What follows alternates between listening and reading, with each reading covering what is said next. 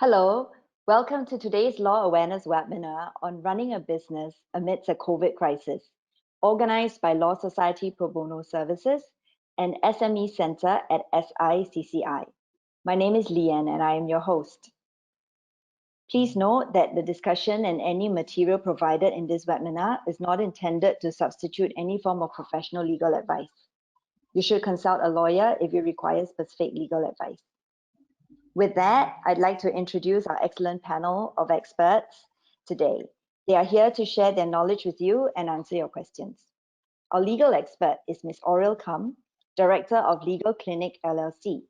Aurel is a senior litigator with over 28 years in legal practice. Her legal experience spans both private practice as well as public service. She has advised on numerous cases throughout her career, including complex civil and commercial claims, regulatory enforcement, and public law matters. Her experience in public service includes heading 2 different departments at the Monetary Authority of Singapore, as well as being Deputy Chief Counsel at the Attorney General's Chambers Civil Division. Aurel, thank you for joining us today. Thanks for having me. Also with us are Mr. Stephen Nathan and Mr. Salim Shah. They are both managers of business advisory at the SME Center at the Singapore Indian Chamber of Commerce and Industry, SICCI, where they regularly advise small businesses and SMEs on various government initiatives available to help them. Salim and Steve, welcome and thank you for joining us today. Thank you, Leanne.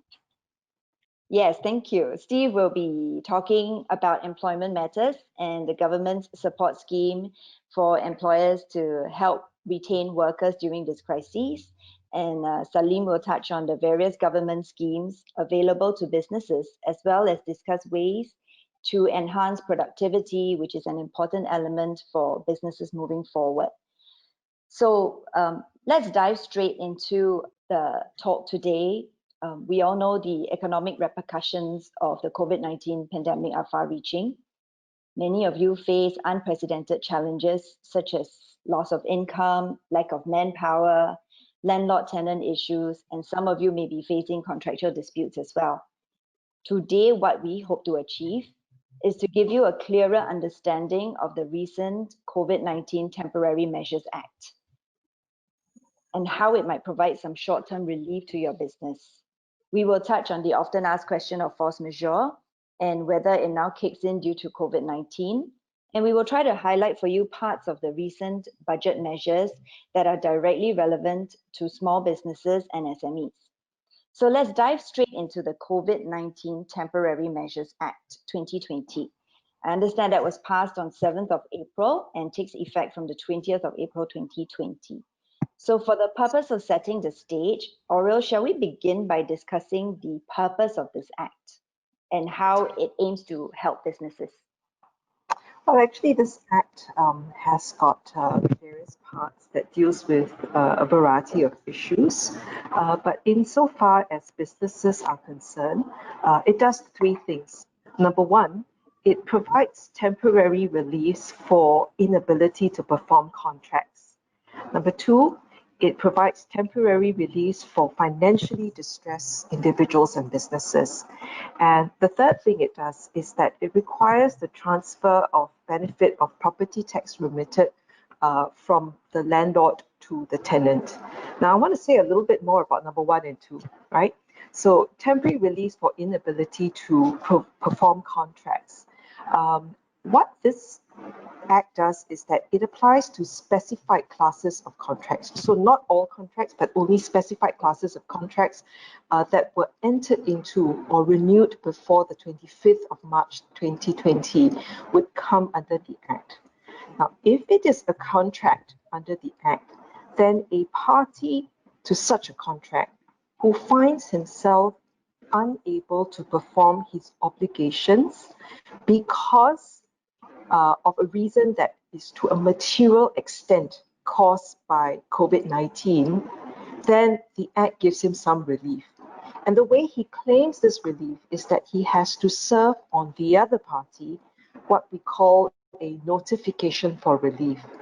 Once he does that, the Act kicks in and it suspends the right of the other party to enforce strictly the terms of the contract. So in this way, the Act provides relief to persons who find themselves unable to perform their contractual obligations due to COVID-19. Now, the second thing that I mentioned was that it provides temporary relief for financially distressed individuals and businesses. And this is done through four ways, if you like, right? The first and most important mechanism used is that the Temporary Measures Act raises the threshold for bankruptcy and insolvency.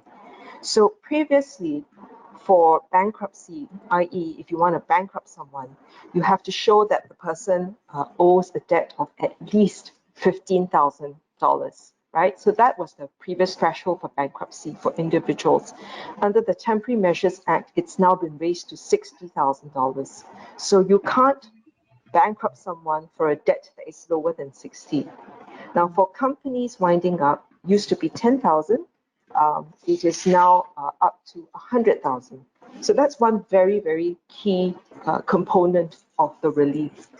The second one, and that's a very critical one, is that the Act now raises the period of what we call the statutory notice of demand, right? It raises that period from 21 days to 6 months.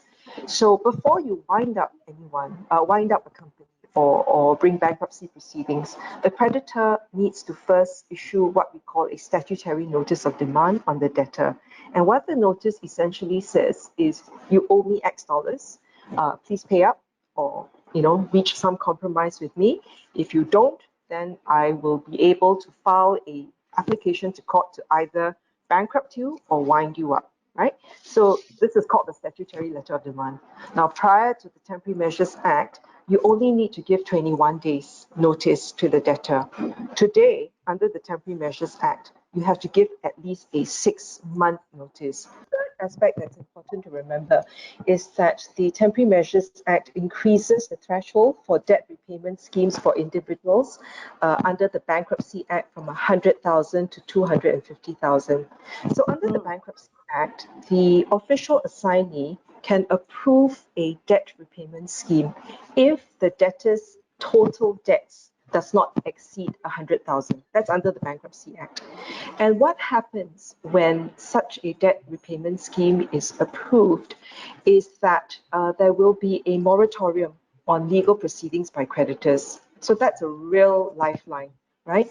So what the Temporary Measures Act does now is that it increases that threshold of indebtedness from 100,000 to 250,000.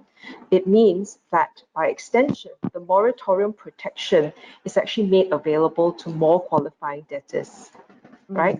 Now, finally, the fourth thing that the Temporary Measures Act does in the area of insolvency is that it protects directors of company from criminal liability for insolvent trading when a company is insolvent. So typically, that's actually a criminal offense, right? But what the Temporary Measures Act now does is that it protects the director from such criminal liability if, and this is an important proviso, the debts are incurred in the ordinary course of business. So if you look at it, the whole slew of measures and protections in relation to bankruptcy and insolvency gives a lot of time and safety nets to businesses and individuals who are financially distressed because of COVID-19. Absolutely. Yes, and we will be definitely going into that, the Act in more detail, including processes, how to apply for relief as we move along. And before we do that, we were about to talk about budget measures to help the SMEs. So Salim, perhaps you would like to start us off. Yep, thank you, Leanne. Now, it's no secret that COVID-19 has been a tough time, basically, for various companies, not just in Singapore, but all over the world. And thankfully, across the different budgets earlier in the year, the government forces, of course, have announced several initiatives as well as schemes to help our local SMEs, be it sole props, partnerships, and even for the private limiteds out there. But perhaps to just get the ball rolling here, I'll get started on sole props and partnerships. Now, Okay. one simple scheme that was announced and administered by NTUC would be the Self-Employed Person's Income Relief Scheme, or SERS for short, since that's a bit of a mouthful to say all in one shot. Now, SERS basically is a payout. In totality, is $9,000 over 3 months, end of May, July, and October, for sole props or partnerships that unfortunately had been hit hard in terms of their revenue generation or business in this current COVID-19 times. Thankfully, the SERS scheme is not overly troublesome in its application process. In fact, it's all automatically done, except for those who may slightly have missed the mark, in which they will have to put in a formal application or manual one at that. Mm. Now, now a famous line that perhaps not just sole props or partnerships, but even the private limiteds may encounter is the issue of cash flow. Now, should companies out there may require an injection of capital, be it through certain loan schemes, Enterprise Singapore has stepped into the picture to risk share, to co-share the risk of a default in loans, and that scheme would be called the Enterprise Financing Scheme, or EFS for short, where the risk sharing is actually up to 90%, 90% of the risk of a default. Now, that would obviously make banks a lot more aggressive or keen to want to stick out their necks to help our local SMEs out there. And of Mm. course, last but not least, for the sole props partnerships as well, there's also rental relief and property tax rebates to help ease their monthly rental expenses. This will be shared across the landlords as well as the government forces as well. Now, that was a bit more on the sole props partnerships side of things. But now moving on to the private limiteds, right? There is some overlap, for example, like the loan schemes I mentioned in the EFS, Enterprise Financing Scheme. But Mm. additionally, on top of that, there is also the SME Go Digital initiative. Now, this may seem a bit odd. However, perhaps to elaborate just a little here. Now, beyond encouraging our SMEs to adopt digital solutions to also get them prepped for a post-COVID-19 world, under the SME Go Digital initiative, there was a recently announced Digital Resilience Bonus, or DRB for short. Now, the long story short here, or to keep it as layman as I can, for SMEs, for example, in the retail F&B sector that are willing to embrace technology, it can be simple solutions that are pre-approved by the government forces. There'll be simple payouts of up to, so it's up to $10,000. So this is also a little buffer to keep them going in these current hard times, and at the Mm. same time getting prepped for that post-COVID-19 world. So essentially killing two birds with one stone. That's the way I would like to look at it. There's also corporate income tax deferrals and reductions, as well as foreign worker levy waivers and rebates that'll be passed Yeah. down to our local SMEs. But Okay. maybe on the workforce side of things, I'll pass it over to Steve to maybe also chime in with some of the support schemes that Workforce Singapore had administered. Over to you, Oh, Steve. absolutely. Okay, Steve, perhaps let's go back then, since we've Oh, moved on to, let's talk about sole proprietors and partnerships and how some of these schemes might be helpful to them before we move on to SMEs. Steve? mhm. Sure, thanks, Leanne. Fantastic to be here. I think Salim has done a very good coverage of the scheme that's been rolled out under the budget. Um, if I were to just add on one other thing here would be the job support scheme. It is applicable to any employees, whether they work for a sole proprietor or a partnership or even a private limited company. As long they are CPF contributing Singaporeans or PR, they will be eligible for it. So the JSS scheme here started with about 9 months of support, and later on in the Fortitude budget, it was extended an additional 1 month. So now there's a total of 10 months of support available, and it can support up to anywhere between 25 to 75% of the employee's salary. So any sole prop partnerships or even private limited companies out there, if you have local or foreign employees, I think this scheme will help tide and ride this rough wave as we go from circuit breaker to phase two and moving forward. The only other thing I can probably think about in addition to this is the amount of support available for training.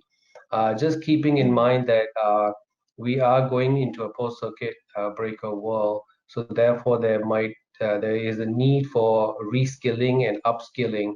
So the government has rolled out plenty of schemes out there to support with this. Naming just one here is the SFEC. There is a total of $10,000 in credit allocated for companies to tap on for out-of-pocket cost for their training needs. I think these two would be the highlight, I would say, from what the budget has been rolled out. Okay. And just Yeah. a quick question. Earlier, Salim, you were mentioning that a lot of these, quite a number of these schemes, for instance, SERS being one of them, they are automatic. So I Yes, assume what that means is that as long as they, based on whatever their filings with IRAS is, then government automatically decides if they qualify and that gets credited to their account. Is that how that works? that is correct. And in the event, for whatever reason, that they do not have, for example, like a corporate pay now account, it will be given out to the company via check to their business address. Oh, I see. So, okay, so the assessment is done based on IRAS filing. So what Yes. happens when we do have a question actually, coincidentally from a participant who asked if my company is dormant, maybe, I don't know, she didn't elaborate, but maybe it hasn't been conducting business for say 6 months, would they be able to qualify for some of these government grants? Okay, so that is of course is always a very case by case basis, but essentially, right? For example, this lady I think you mentioned here, she does of course stand to be within consideration for some of these support schemes that I mentioned, or even beyond what's already on the slides or what we had discussed earlier. Mm, Definitely, as long as she fits the mold of an SME, not possessing more than 100 million in revenue or not more than 200 staff. That's the definition of an SME. Yes, she very much falls into the scope of potential support. And then it's really about seeing how would she utilize this funding to help not only stabilize her company, but also to progress forward in that post-COVID-19 world as well. right. That's good to know. Okay, so let's move on from there. And we've done an overview of the COVID-19 Temporary Measures Act. We've also looked at the schemes that the government has rolled out through the 4 budgets since I think March. So let's have this scenario in mind and discuss. Let's say a lady. All right, her name is Sally. She and her sister run a clothing retail business. So they have a couple of units in various neighborhood malls where they sell their clothes. And these stores have been closed since 7th April. But the landlords say they must continue to pay rent or they will charge interest for late payment.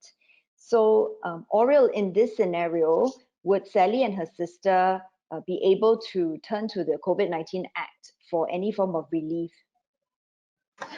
Yes, they will get some help from the Act. That's because leases and licenses for non-residential properties would be a category of contracts that are covered by the Temporary Measures Act. Remember, I mentioned earlier that you've got to be a category of contracts that is covered by the Act before it applies. So this is one of those categories.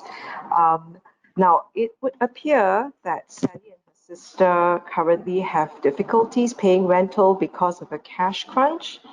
And it would appear that that cash crunch has arisen because they haven't been able to run their shops, right, since 7th April.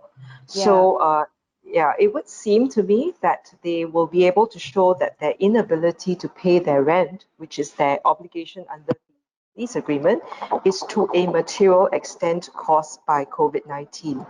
Now, if their lease agreement was entered into or if it was renewed before the 25th of March 2020, then for sure this particular lease would be covered by the Act.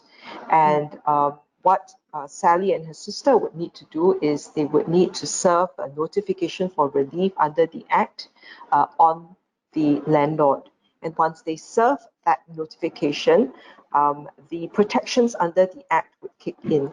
And these would include things like the lease cannot be terminated for non-payment of rent. The landlord cannot re-enter or exercise any right of forfeiture under the lease. And importantly, if the original lease contract did not have a term for late payment interest, the landlord cannot now impose this term. So that's the beauty of it. The regulations under this Act provide that you cannot impose more onerous conditions once the notification has been served. So this protection is good until 19th of October 2020. That's the duration of the protection under the Temporary Measures Act, which can be extended by further regulations up to 19th April 2021. And of course, this decision on whether to extend would be dependent on the government. It's not for the individuals to ask for an extension. Right. Okay, so I'd like to pause here and then look at it from the financial perspective as well. So we know now that Sally and her sister will probably be able to, well, they won't be kicked out of their units for not being able to pay rent. The Act provides that the landlord cannot do that, and the landlord also cannot charge interest for their late payment of the rent during this period. What about financial burden, Salim? Business would have been slow leading up to 7 April anyway, and then after that they completely shut down. So they would have at least had zero income for some 2 months now. So earlier we were talking about some of the schemes. So maybe we can now see how that can apply to this scenario. What might be a scheme that would be helpful to them during this period? Yep. Thanks, Leanne. And wow, it seems that Sally and the sister are in the rough spot. And yes, thankfully, there are certain schemes out there that would definitely be applicable to the two ladies here. So I'm going to be speaking first from the perspective of them being either in the sole prop or partnership angle, and followed by, of course, the private limited organizational kind of structure. So maybe just to get the ball rolling, on a sole prop or partnership level, they will be eligible for the SIR scheme, which I was just touching upon briefly earlier, since of course their income has been badly affected as a result of COVID-19. Business has been slow, as you mentioned, Leanne. And yes, definitely that $9,000 payout over those 3 separate months would definitely be kicking in. Now, of course, if they are beyond 38, they will have to make a manual application, 38 years of age, I should clarify. But however, they, just by the sound of things, they do definitely fit into that mold of being eligible for the SIR scheme. Number 2, if they do need an injection of capital, like once again, the loan schemes under the enterprise financing scheme would also still apply for the two ladies, where the banks would, and enterprise Singapore will participate in 90% of that risk sharing element with the banks to make them a bit more keen to want to stick out their necks for the two ladies here. And also, last but not least, and which I always highly encourage to a lot of my companies that I personally serve in my day-to-day job, is to look at the SME Go Digital initiative to onboard certain solutions that can keep them competitive, and also do get that little payout as well of up to $10,000 to help keep them afloat also in this current time. So it's like I said earlier, killing 2 birds with 1 stone. Like, you're keeping yourself afloat, and at the same time, you're also prepping yourself for what's ahead of you. So those are some simple schemes that the two ladies can consider coming from the sole prop or partnership angle. Yes. Likewise, is also kind of the same as well. Quite for similar, the right? yeah, For quite if you were similar. an SME. Exactly. The only exception I guess would probably apply would be the job support scheme, which then I'll have to pass over to Steve maybe to chime in with his comments here. Yes, in fact, I was about to add, because the scenario that we had earlier presented didn't mention employees. So let's expand on that scenario, because they own a few units. So let's just say they already have a few salespeople to man each of their stores, and we're paying them a salary of 2,500 a month. So now would any of these schemes help them? Because they, I assume would still be wanting to or trying to keep these employees, Yeah. but no income. So Steve, maybe you would like to touch on that. Surely, and I think yes, it will be difficult to sustain them without any inflow, cash inflow, right? So the job support scheme in this particular case could step in to cover the cost of the salary. So since they're only earning, I mean, the remuneration package that's provided to them is 2.5, and job support scheme has a ceiling of 4,006. So for the month of April and May, 75% of the 2.5 would actually be subsidized, and you would actually receive the payout in the month of May. Now, having said that, there is a total of 10 months of salary support from the job support scheme, right? So here, because they are a retailer, the job support scheme has been split into three categories based on how badly certain sectors have been hit. Retailers and F&Bs, they actually fall under the tier 2 category, whereby they actually receive a total of 50% salary support for the entire duration of 10 months, except for the 2 months where they get 75%. So Which is, this would probably sorry, the say two that months again, you're yeah? referring to April and May, where they get Correctly, 75%. Ian. Yes, yeah. Okay. So for April and May, 75, the rest of the months, it would be 50%. So I think that is a significant amount, given that you had to close shop for 2 months, no revenue, and as you come back in under phase two, maybe business may not be as booming as you expect it to be. So there is additional support to ensure that you can retain the talents that you already have. Just one other thing, Leanne. The job support scheme also supports director shareholders of a company. This was recently enhanced under the solidarity budget. Now, how it works is as long they're not operating under partnership or sole prop, which then goes into the SIRS scheme, if they are actually director shareholders of a company, then they can actually look at this support. Provided the directors and shareholders do not declare an assembled income of more than assessable income of more than 100K in 2019, then they would qualify. So in Okay. this case, I think if Sally and her sisters uh, income for 2019 was less than 100K, I think they can probably anticipate that as well to help them with this period. Yeah. Yeah, that sounds very helpful. Now, just a quick question before we move on. Salim, earlier you mentioned that for the enterprise financing scheme, Enterprise Singapore is uh, offering to share 90% of the burden.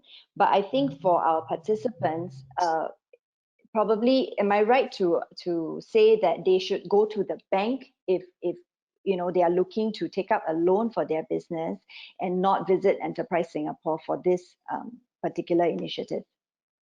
Actually, you are right, Leanne.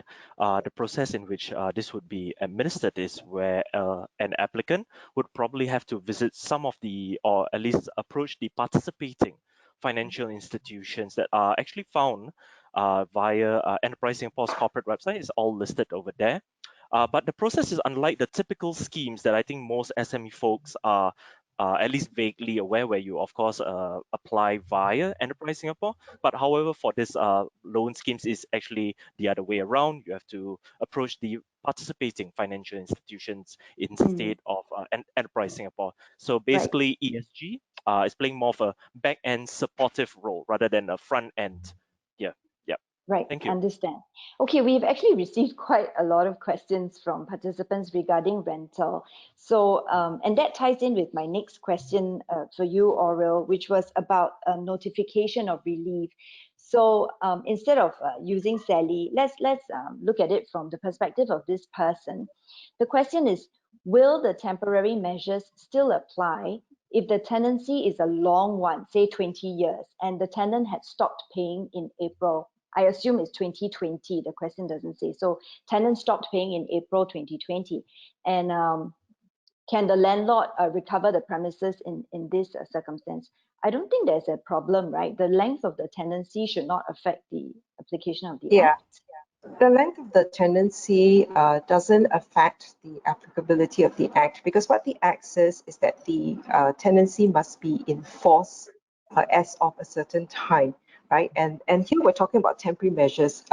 I think we need to be clear, because there are slightly different criteria for rental relief as opposed to application of the Temporary Measures Act for leases, all right? So if we are talking about Temporary Measures Act, then the date that we have to remember is 25th March 2020. If it was a tenancy that was subsisting at that time, or if it was automatically renewed before that date, then it is covered under the Act, right? And the Act also says that the obligation must be one that is to be performed on or after 1st February 2020. So if you're talking about a scenario where there's been a failure to pay rent in April, right? I would imagine that it falls under the Temporary Measures Act. Okay, so Temporary Measures Act, what we need to remember is that it protects the tenant from losing the premises, from having the lease terminated. Rental relief is a separate scheme. It's not, it's not, it's not a temporary relief. Yes. Yeah, and we intend to briefly touch on rental relief soon, because I can see some questions coming up on that. Now, there's a very good question that I would like to bring up, but before I do that, just very quickly, for the benefit of our participants, Oral, we said that, they have to serve a notification of relief to the landlord if they want to take advantage of the reliefs provided to them under Temporary Measures Act, COVID-19 Act. So where can they find this document? I mean, where is this notification for relief, and how do they serve it on the landlord? Okay, so they can serve it through electronic means, or they can do it through other modes, but there's a prescribed form. And the best place to look for the form is on the Ministry of Law website. If you go to the Ministry of Law website, there will be a tab that is called COVID-19 Temporary Measures Act. And actually, if you click on that tab, you're going to find a menu of items on the left-hand column. A lot of it would be relevant to what we're talking about today on the Temporary Measures Act, on the rental relief scheme, and administrative things like how to file forms and where to go to. So specifically to your question on where the form can be found, you will find it in the Ministry of Law website. Okay, perfect. Now, let's look at this person's question here. I think he or she is in a bit of a conundrum. So this person rents a space, a co-working space, and has asked for relief of rental. And he or she says, management has declined my request, stating that I do not have a lease, but a service agreement with the master tenant.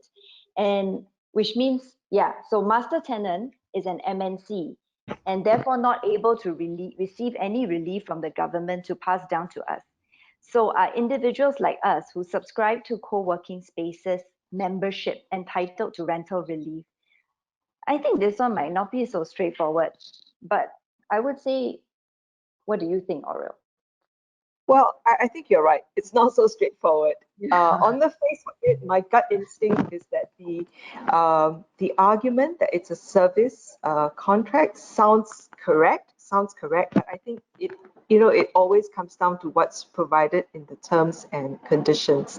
Okay, but I think if there is a dispute or there's a question as to whether the party is covered by the rental relief scheme or not, then I would think that what that individual should do is find a way. There is actually an assessment procedure under the rental relief framework, and what can be done, although I think as currently conceived, it's intended more to deal with issues of how many months of rental relief I'm entitled to, that sort of questions, okay, rather than does it apply to me? Okay, but there is an assessment framework where the landlord can actually write in and ask for assessment on whether the eligibility criteria for rental relief is met. Now, you're right, that scenario is a very tricky one, and actually, I think that the person may need to force the issue. I would think that the person may need to have another few rounds of correspondence with the MNC to ask for clearer answers on why they say what they say. But it's not straightforward. It doesn't strike me as a clear-cut lease or rental scenario. Yes, yes. I Okay. would say though, I would say this though, and I think offers a little hope for our participant there.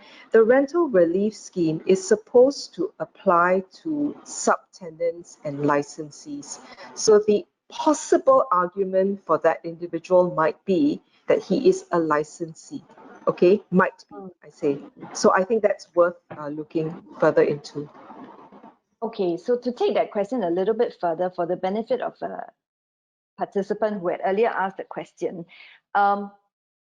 since you said it applies also to licensees, what about consignees? Apparently, some consignment stores are still charging rental to consignees. Would agreements like that also be covered by the Temporary Measures Act? Because they tend to use the term rent, consignee-consignor relationship. Okay, are you saying is it covered by the Temporary Measures Act, or is it given rental relief? Two different questions, right? Yes, at least for the participant was curious about rental relief. Okay, so rental relief, again, the way that it's currently looking like it will come out, and just so we're clear, it is actually scheduled for implementation in end July, I think 2020. So we do have an understanding of what the elements of that framework will be, but the full details, I think, are still being rolled out and worked through. And broadly speaking, under the rental relief framework, you segregate properties into commercial properties and industrial/office premises. Okay, so commercial properties can receive up to a total of 4 months waiver of base rental, whereas office and industrial properties can receive up to 2 months waiver of rental.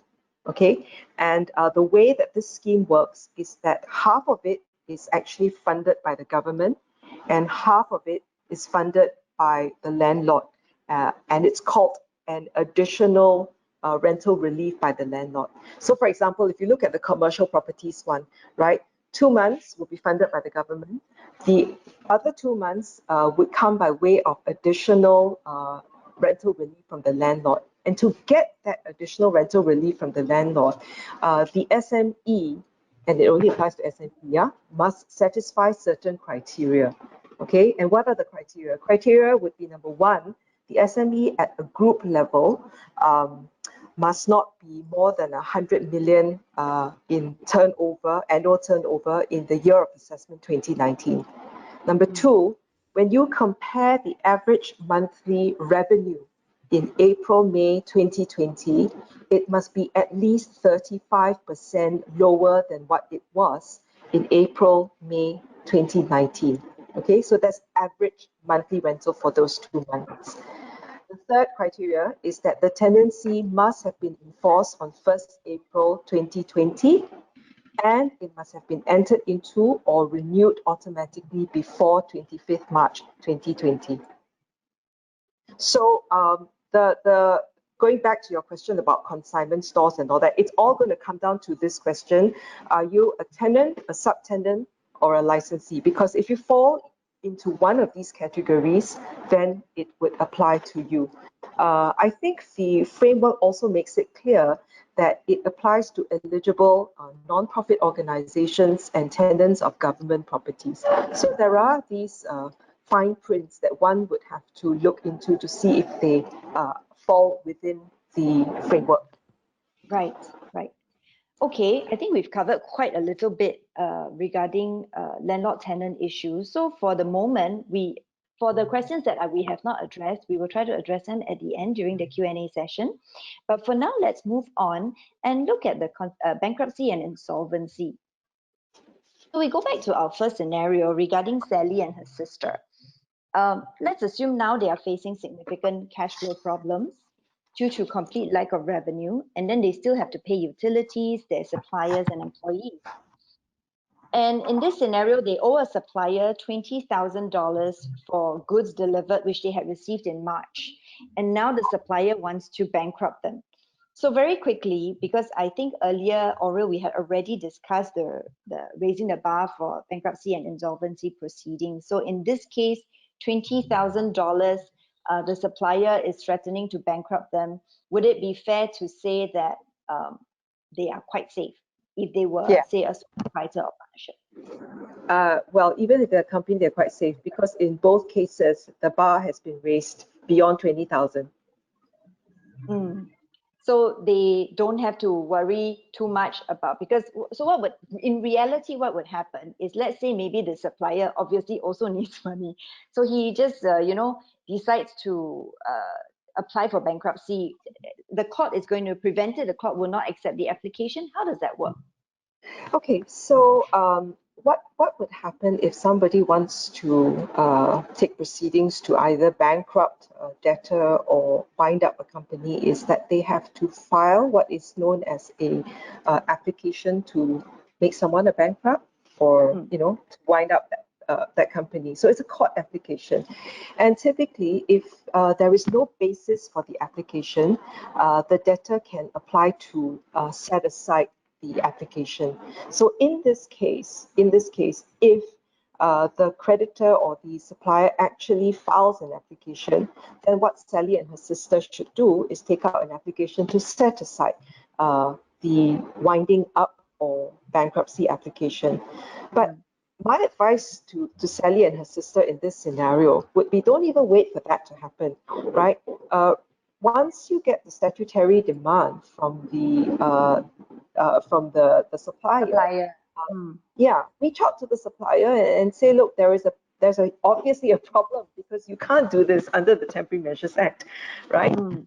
And if the supplier is represented and is properly advised, I think the supplier would be advised that this would not be a meritorious application to bring to court. Okay, that's good to know. Okay, so let's stretch this a bit and think about if Sally move on to scenario 2B, and now let's assume that Sally had entered into a renovation contract for one of their units in February. They paid a contractor a deposit of $5,000. So soon after they entered into this contract, there was issues and all that sort of thing. So the contractor has not started work, but has also refused to refund the deposit that Sally had paid, despite repeated demands. So in this scenario, what do you propose? Either Sally, what could Sally do, or what should she be aware of in a scenario like that? Or Okay, so this looks like it's a renovation contract, which I think would fall again under the Temporary Measures Act as a construction or supply contract, provided it was entered into before 25th March, which it appears to be, and the obligation was to be performed on or after 1st February, which I take it will be. The Act then would apply to this contract. Now, so the question is, can they get their deposit back? Or what should they do? What should they be aware of? I think the first question Sally and her sister need to ask themselves is whether they are even entitled to get the deposit back under the contract. I mean, leaving aside COVID-19, right? Typically, when you enter into a renovation contract, you would have terms on when the works is supposed to be completed. If let's say the renovation contract says you must complete it by April, and that was not done, okay, a potential argument for breach of contract. But if the contract said, it's supposed to be completed by June, then arguably there's still no breach, right? So you can't demand for the deposit. But let's say the contract had actually said, contractor, you are supposed to complete the work by end of April. Okay. Now, I think what we need to remember in COVID-19 is that, there are, when you have two contracting parties, both sides have been affected by the crisis, right? So in as much as Sally and sister are saying, I couldn't open my shop, poor Mr. Contractor also couldn't work because of circuit breaker measures, right? And what Sally and her sister have to be alive to is that in this scenario, the contractor might be able to serve a notification for relief on them and say that my inability to carry out the works is to a material extent caused by COVID-19. Okay? Now, so maybe Sally and her sister are going to say, no, I don't accept that. Actually, you were bumming around. I mean, you failed to give updates, and we were asking for things to be done way before 7th April, and you did nothing. Maybe there is a dispute there. So what happens if a notification for relief is actually issued by the contractor? It can go into an assessment by an assessor. So the assessor is somebody who's appointed by the Ministry of Law. In fact, a panel of assessors have already been appointed. The role of the assessor in a dispute when parties don't accept that the situation is caused by COVID-19, the role of the assessor is to look at the facts, ascertain whether truly the inability to perform is to a material extent caused by COVID-19, or whether the contract is something that falls within the Temporary Measures Act. And what the assessor has the power to do then is to adjudicate the dispute based on what is just and equitable. Now, very important words, just and equitable, which really means that you are going to look at the totality of the circumstances, look at positions of the party, and they have the power to arrive at a solution that is neither you win all or you lose all, but a compromise, because it's just and equitable under the circumstances, right? So that is what will happen if the notification is actually issued by the renovator, the contractor. Yeah. What I would advise Sally and her sister to do actually in this scenario is have to engage the contractor and say, look, what can we do about this? Should we set new timelines now that we are in phase 2? How much time do you need to get this done? And if the contractor says, actually, I can't do the works because my workers are, not been released from the dorms, or they're in Malaysia, they can't come back. If the contractor is in that kind of a situation, then perhaps they have to work out something that works for both parties. Maybe they get back half the deposit, they get someone else to do the work. So the spirit of this just and equitable means of resolving the dispute is to say, we recognize that this is a situation outside the control of both parties. We're both sort of like victims of the crisis, and we want a fair outcome that is reasonable, right? And that's what just and equitable is about. And I think what is interesting also to note is that, because prior to this scenario that we are just discussing, Sally and her sister seem to be the victims. And, we were discussing, how the Act can protect them, how they can not be evicted from their various units for not paying rental to the landlord, but be aware that the Act works both ways. So in this scenario where, they have contracted with somebody else to provide service for them, then in the same way, the contractor in this case can also apply for a notification for relief, serve it on Sally and her sister, and be offered the same protection under the Act. And and I think that's a good reminder that, right now in these unprecedented times, it's not about absorbing for yourself all the reliefs you possibly can get, financial and otherwise, but also passing it on and everybody trying to stay afloat, basically. I think all businesses, yeah, up and down are, struggling. So since you mentioned earlier, Aurel, this thing about COVID-19 being something beyond the contractor's control, parties' control, let's just quickly touch on the concept of frustration and force majeure. It's been around in the newspapers a lot. Suddenly, everybody is very familiar with this term. So businesses, everyone's asking, oh, does my contract provide for it? Can I just terminate everything on the basis of COVID-19? So perhaps we can briefly talk about force majeure and also the concept of frustration under contract law. Okay, so force majeure is a term that is usually used to refer to the occurrence of an event that is outside the control of parties, which prevents a party from performing his or her obligations under the contract. And it's usually used in the context of a specific contractual provision, which allocates the risk of loss should such an event occur. And if you think about it in terms of a contract saying in the event of, say, government restrictions or a natural disaster, right? Things like that, the contract will be terminated automatically. It will be a clause that says something like that. So force majeure is a situation or it's a clause which parties at the time of contract thought about it and they say, I'm going to provide in my contract for a termination or an out or some allocation of risk in the event that something like that happens.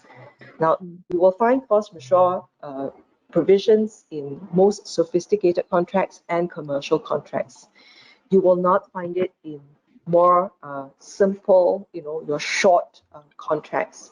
So in the latter types of contracts, you will have to rely on the common law doctrine of frustration, right? The common law doctrine of frustration is a different concept. It doesn't depend on parties providing for it. But at the very core, what it recognizes is that sometimes, again, due to an unexpected event, it has become physically impossible or commercially impossible for a contractual obligation to be fulfilled, or it may transform the obligation into something that is completely different from what was anticipated when parties entered into it. And what the common law does is it says, well, if this is the kind of scenario, then the contract comes to an end automatically by operation of law. Okay, frustration actually is a rather controversial, difficult to understand doctrine because while it's easy to understand conceptually, when you apply it to the facts, it's always very, very arguable whether in a given set of facts it has become physically or commercially impossible, right, to perform that obligation, or whether the contractual obligation has been transformed into something that is so radically different. Okay, Right. so examples. I mean, one is sometimes because of the event, you can't perform the contract at all because the event was to take place on a certain day.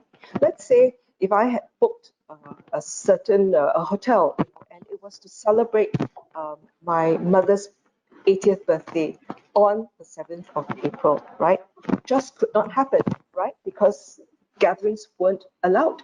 So in such a situation, you can say it's very clear that there was an absolute failure to perform that obligation. They couldn't allow me to carry out that birthday party, right? But in many cases, it's not so clear that there's been a failure to perform because it's just a question of late performance. Let's say if it's a contract to deliver goods, right? I still have the goods, I still want to deliver it to you, but it's now going to be delayed by 3 months because, I can't find couriers or I can't find a plane or whatever it is, right? Yes. So, you can see how in different types of contracts, it's hard to see whether there's really been a frustration of the contract, so to speak. Yes. And interestingly, I have here a question from a participant that might fall exactly into this category. So let's see if, let's examine his scenario and see if it falls under frustration. I'm really not sure. He says here he is a wedding photographer. His client has quoted COVID-19 as the reason for cancelling this contract and wants a full refund of the deposit paid for photography services. Now, the photography services is for a date in December 2020, so it hasn't come up yet. And participant says, we've said that we are not able to provide a refund as per the contract because deposit is non-refundable. The contract says so. And we have saved the date for them since February 2020 and have rejected other couples, right? So he asked, do I need to give a refund? And then he's offered further information to say that the client has decided to cancel their wedding in December because they are based in the US and they don't think they can come to Singapore. So I think this falls under, it sounds like it fits the issue that we were earlier discussing, because we're saying that, it's delayed performance. It's not here yet, actually. It's not even delayed because the anticipation is the photographer is willing and able to perform come December 2020. But now the client is saying that they're based in the US, they don't think they can come to Singapore in December and they want to cancel and they want their deposit back. So what can this participant do? Actually, I think the participant is in a good position because really at the end of the day, the deposit is sitting with him, right? So if he doesn't pay, the couple will have to sue him. If they try to sue him, actually, I think his contract would fall under the Temporary Measures Act. Okay, it's an events contract. The only thing is that for now at least it looks like it's a contract which would fall squarely within the Temporary Measures Act. The only question is the extent or the duration of the protection, because remember we talked about the protection going up to 19th October 2020 unless it's extended to April 2021, right? So the event you say is in December this year, is that right? Yes. Yeah. Yes, that's correct. Okay. Yeah, so I would say to the participant, if he's pushed to it, he should file a notification for relief. And what will happen is that this will go into assessment.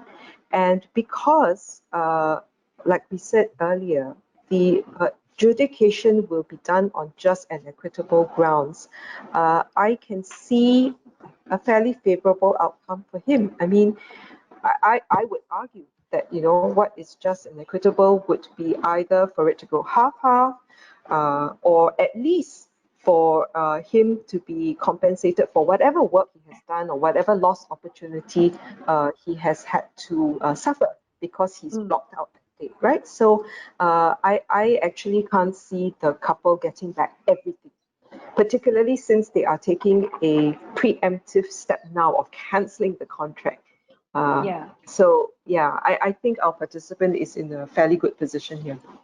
Okay, I think he or she would be very happy to hear that. There is also a question here, since we're at it. I believe maybe Salim can help. This person says, I am the owner of a private limited, but I also have a few part-time jobs. I'm not sure if what he's trying to suggest, and I think he is to say that when he does his part-time jobs is like as a freelancer, he's not contracting under his company. And he says both jobs are affected at the moment, the company's business as well as his own part-time jobs, but he has been rejected by SERS, the self-employed person scheme. So his question is, what could be the reason for this? Leanne, I think the reason why he might have been rejected is because he is an owner of a private limited company. Right. So when you are a director of a company, that sort of, kind of trumps everything else. Although you are doing freelance work on the side, when IRAS would check the system, they will notice that, hey, you have a private limited company and you're a director shareholder of the company. Therefore, SIRS may not be applicable to you.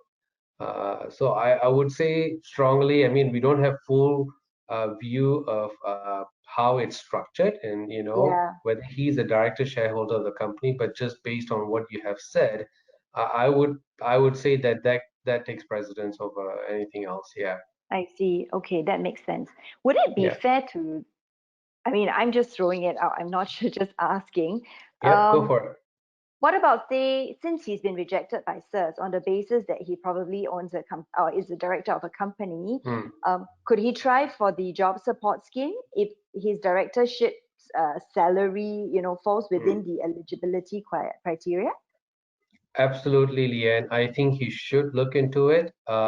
If he has not received it, I think he should ensure that he has either the Gyro or Pay Now corporate payment mode established with IRAS that will allow them to, bank in the money directly to you. If you don't, then you can anticipate a check payment from them, but that might be a little delayed. If either of this doesn't work, you can go to IRA's website and probably launch an appeal. So we've known of a few clients who have actually done an appeal process and I have heard back from IRAS.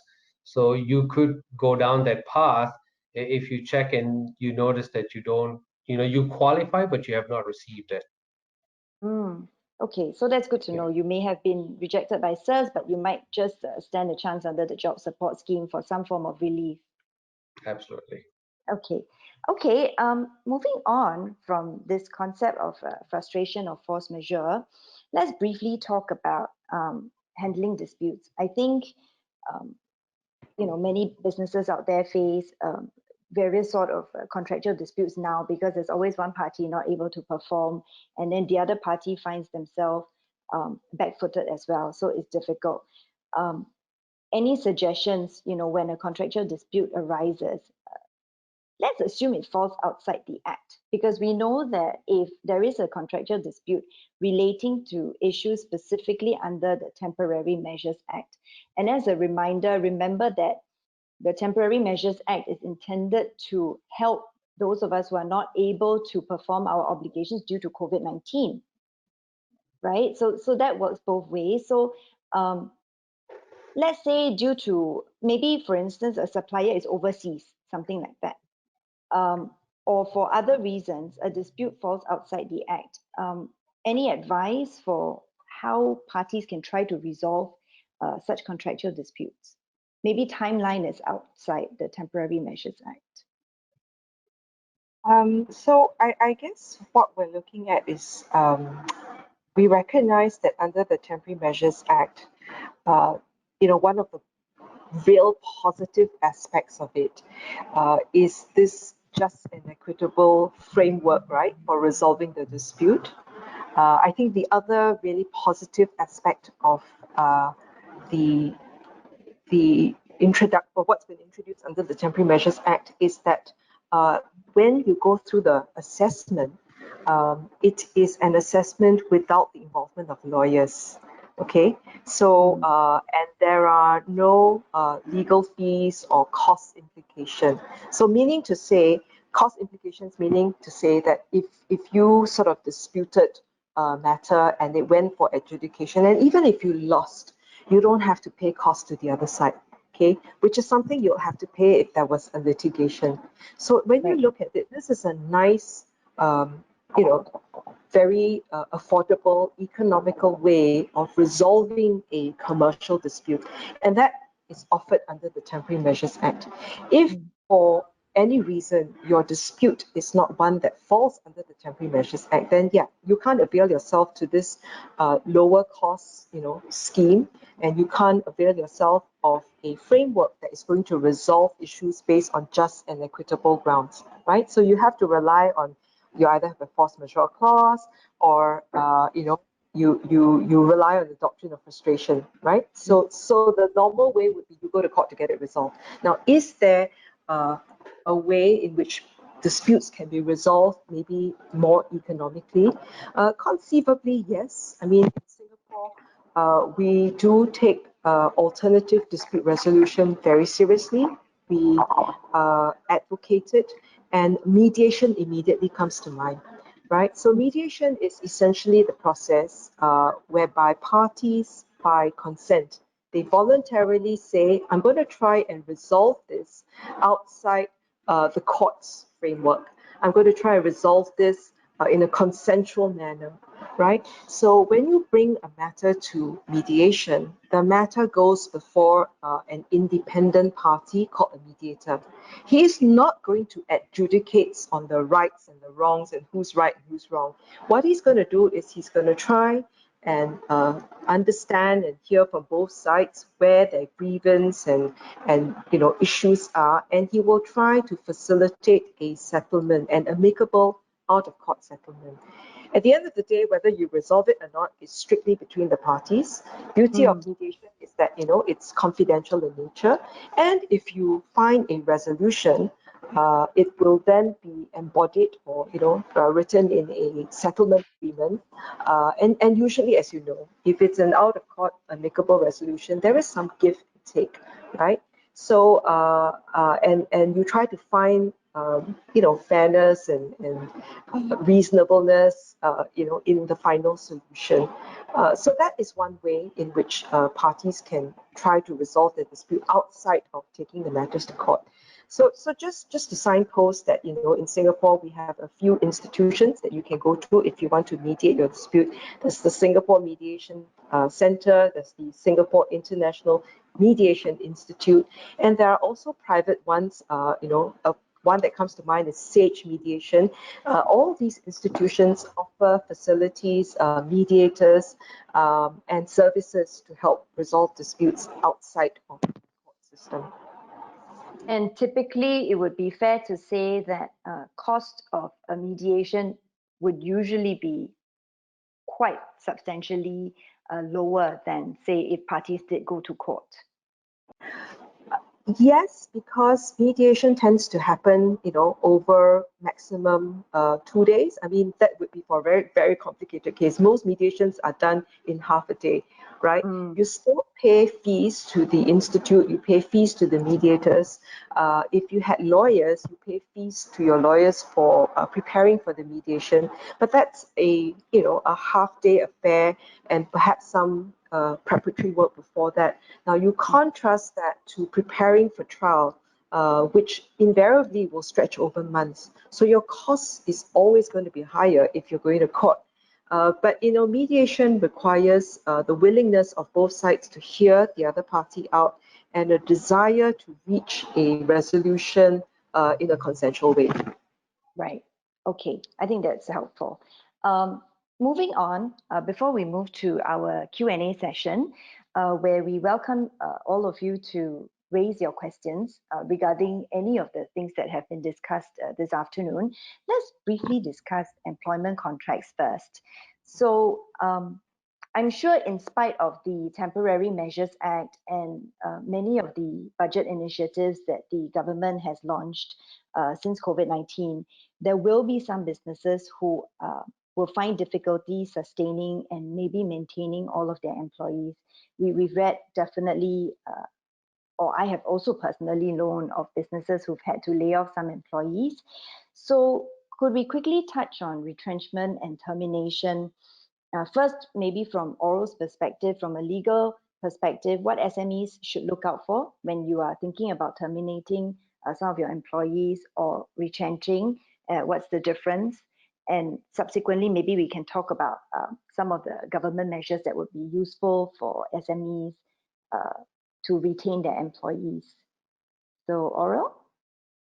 Okay, so I would say go back to the contract. I think every employer, needs to look at the contract and first establish, is this employee a unionized employee or a non-unionized employee? So if it is a unionized employee, you have to be careful. You have to comply with the contractual provisions, any collective agreements that requires you to negotiate retrenchment benefits, right? So you've got to follow what is set out in the agreements and the contract. Now, if it's a non-unionized employee, then you still look at your contract because while most contracts, for non-unionized employees would not provide for retrenchment benefits, but if yours happened to provide, then you have to comply with it, obviously. If it is silent, then under the law, there is no implied right of retrenchment. Okay, that's under our common law, no implied right of retrenchment. But it still means that you have to comply with the procedures for terminating an employee. So for instance, if your contract says 3 months notice or pay in lieu, then you have to comply with that. You can't go with 1 month's notice or not give pay in lieu. So in all cases, I would say to the employers, go back to the contract, make sure that you comply with the requirements for termination. Yes, absolutely. So Steve, anything to add? I mean, maybe just a reminder to our participants who I'm sure many business owners are trying to retain as many employees as they can during this difficult time. So are there other ways that they could deal with their manpower issues? Well, yes, Leanne, I think we will always advise before you look at retrenchment to see what you can do. I think the job support scheme, again, is playing a key role from what we hear from the ground. It's been helping a lot of SMEs sustain their employee with the amount of support that's coming in. Now, if that is not sufficient, then perhaps you can also look at training at this point as well to see while your employees are going through this period, you can upskill them so that under phase 2 or phase 3, they can probably provide a better ROI for your company. But ultimately, if retrenchment is the option, you have exhausted everything else and you have no choice but to go down this path, then what we can do is probably under the SG United campaign that the government has started, we have the SG United jobs. What this does is SBF, Singapore Business Federation, has been appointed by WSG as one of the partners to touch base with the SMEs who are going through retrenchment. And having collected this information, they will try their best to match them with companies that have vacancies. So in this current situation, we have companies that are thriving, perhaps the health industry, right? They need more manpower. So therefore, I think this is what this initiative is going to do. Likewise, NTUC has also a similar initiative that they've rolled out, where if your staffs are being have to go through retrenchment, and you can go through them and see if there are upskilling program, reskilling program that these individuals can go through, so that perhaps 3 to 6 months down the road, they can be relevant in the market and be plugged into a company that is a sunrise company, perhaps. Right. Yeah. And these upskilling and reskilling programs, would it be fair to say many of them are heavily subsidized by the government through the budget measures? You are absolutely right, Leanne. A lot of them are heavily subsidized, up to 90, sometimes even 95%. In some cases, there are also allowance given to individuals who are going through this training program. So on top of the fees that they have to pay, which is now negligible because it's literally 90-95% subsidized, you're also looking at allowance that could come in to help with this difficult period. Yeah. Okay, that's good news. Okay, so I think we've finally finished the topics that we intended to cover this afternoon, and we've moved into our Q&A session. Let's look at some of the questions that our participants has raised and see if we can help them. Now, this one goes back to the rental issue, but let's try to help this participant here. It says, I understand there is a lot of information for tenants on what they can do to seek rental relief. However, for business owners who mainly receive rental income, is there a portal or website where landlords can readily find information on what they need to do? For example, how to go about passing down the rental rebates, as well as other assistance on communicating with unreasonable tenants who refuse to pay any rent, etc. So I think, simply put, really, there are a few things here, but I was also thinking about that when we were discussing it earlier. I remember once reading in an article, I think it was in a forum page, maybe 2 weeks ago, where a landlord said, not every landlord is a large company able to, continue its business. Some landlords could be individuals for whom the rental income is either their sole source of income or a huge part of their income. So for landlords like these, what sort of help is available for them? And this particular participant, I think, also wants to know, is there somewhere they can go to seek help? Maybe you would like to start, Aurel. Yeah. Yeah, let me just attempt addressing this question. So, we were talking about the rental relief scheme, right? A rental relief framework. And under that framework, what has been provided for is that landlords can actually apply for assessment. So if the landlord wants to determine if the tenant satisfies the eligibility criteria. Because remember, right, we said that there is rental waiver, but half of it is funded by the government, and then the other half is actually funded by way of additional rental relief by the landlord.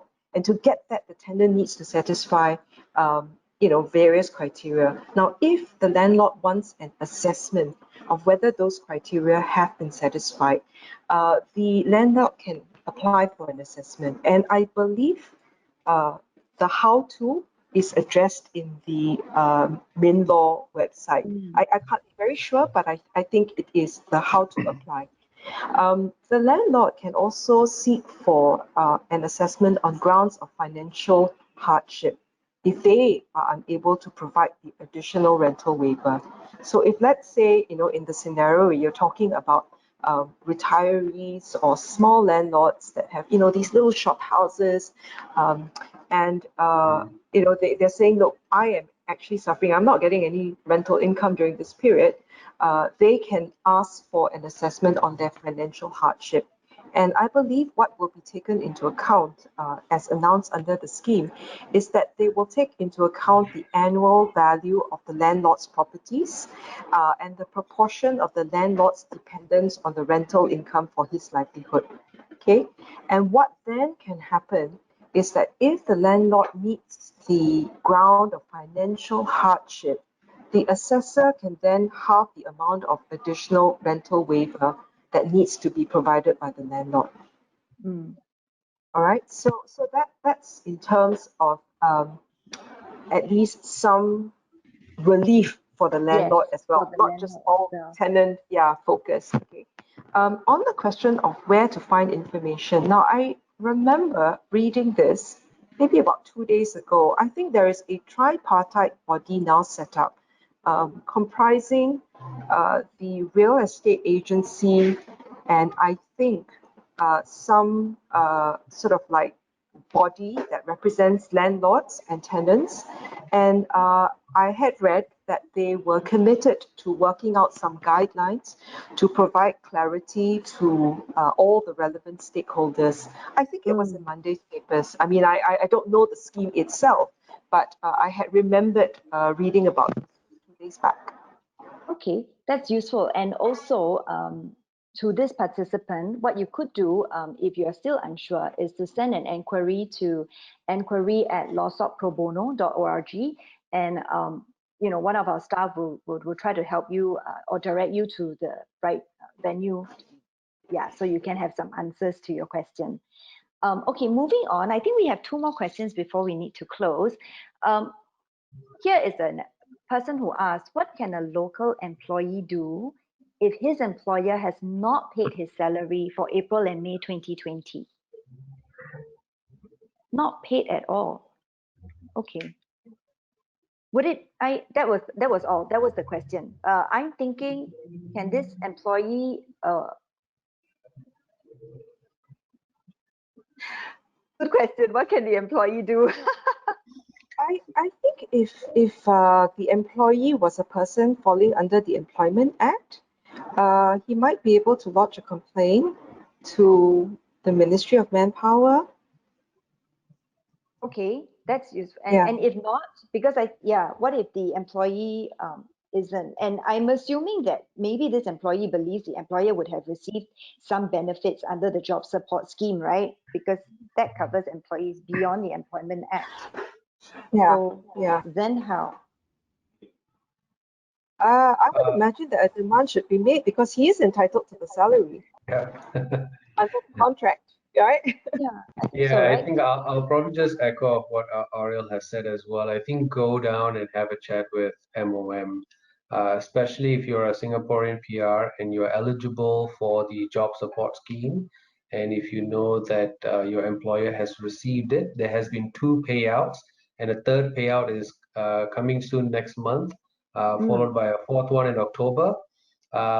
So these support is coming on one hand, that should then later trickle down to you so that you can sustain through this period. And Mm, if the situation is otherwise, I think it's best that you drop by MOM, drop them an email or something just to inquire about this. We don't have full visibility of the status of that person who has posted the question. I'm just yeah, going under the pretext that he or she is a Singaporean or a PR. And if so, then these programs should come in to help, and it should fall on your lap to sustain through this right. period. Okay, Yeah. let's do a final question before we close. My friend does not qualify for workfare training support because he was earning quite well last year, but has since gotten retrenched. His salary is now $2,000, reaching 8 months. So can he appeal to get a workfare training support letter? It would help for his cost subsidies. So perhaps based on this must be because his IRAS statement shows him earning more, right? Based on Mm. his most recent IRAS statement, so he didn't qualify. Um, Yeah. would he be able to appeal? Absolutely, Leanne. There is plenty of room for appeal. I can probably name you a dozen stories of clients who have come to us who do not fit the bill but have Mm, taken the route to appeal. Whether it's job support or training subsidy, it does not matter. Just put your case forward and see what the appropriate or respective agencies would tell you. We've had cases where companies are appealing for higher job support scheme because mm, they are an ICT company, but they're directly related to events and tourism. So their revenue right now is literally zero. right. And they are trying to sustain their staff. Likewise for SIRS, if there is an appeal needed, please do so. I think there are officers out there who will get back to you to just dig a little deeper to understand your situation, your background, and how you are in this situation now, and then perhaps help you out moving forward. Wonderful. Okay. Yeah. With that, I think we have to bring our Q&A session to a close. Please don't forget to download the useful resources regarding the issues that were discussed today using the handouts pane in the control panel. Before we leave, I would like to ask our panelists for a final word of advice for businesses struggling to survive as Singapore exits our circuit breaker.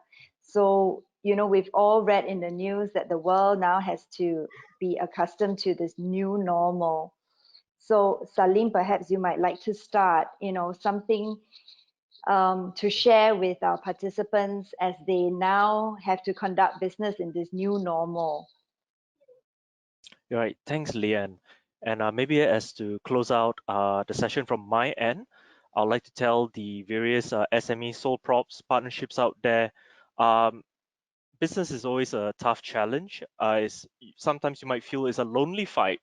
And what's more is that now we are obviously hit by COVID-19. It's a tough state that the entire world at that is in. But fret not, this need not be a lonely battle. You have plentiful resources at your disposal through the government forces, through some of the organizations such as the SME Center, the Law Society Pro Bono Services. You merely have to reach out your hand. Our hands are definitely reached out for you guys. You guys have to reach out as well. We'll be more than happy, obviously, to help you guys out. So hang in there. Resources are definitely at your avail. Thank you. Wonderful. What about Steve? Thanks, Leanne.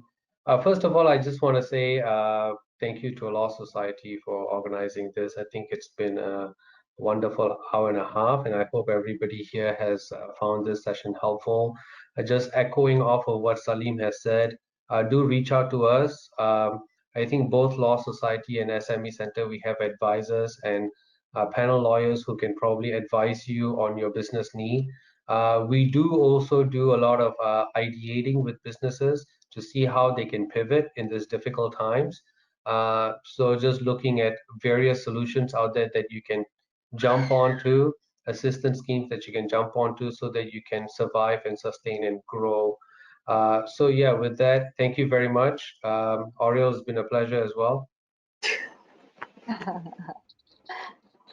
With that, I turn to you, Oriel, for some final words of advice. I was going to say, Leanne, you've left the hardest question to the last, haven't you? So my thoughts, I mean, COVID-19 is obviously a crisis of gargantuan proportion that has spared no economy. But when I think about it, I think that businesses in Singapore are fortunate and we are really in good position. We've been offered, or afforded a slew of fiscal and legal support and measures. And to me, these are precious lifelines as our economy reopens.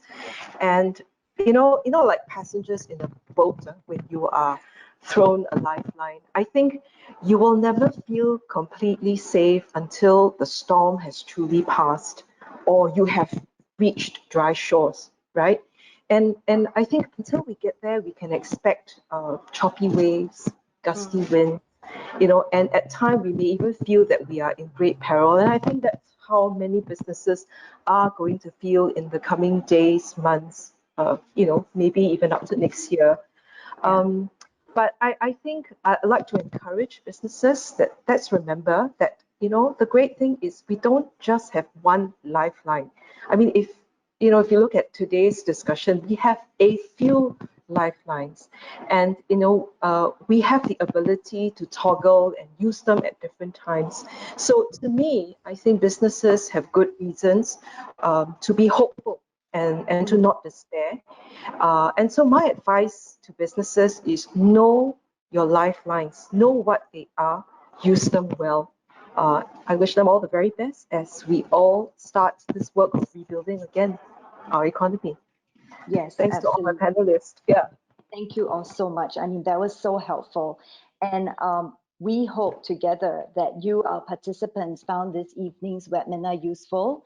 And finally, thank you so very much, Oriel, Salim, and Steve, for spending the afternoon with us, for all the insights that were shared today. I've learned a lot. I hope that our participants have as well. And again, if there are any more questions that we were not able to address today, please send us an email at enquiry@lawsocietyprobono.org. We'll do our best to help you there. And on behalf of Law Society Pro Bono Services and the SME Center at Singapore Indian Chamber of Commerce and Industry and our panelists, thank you all and have a very good evening.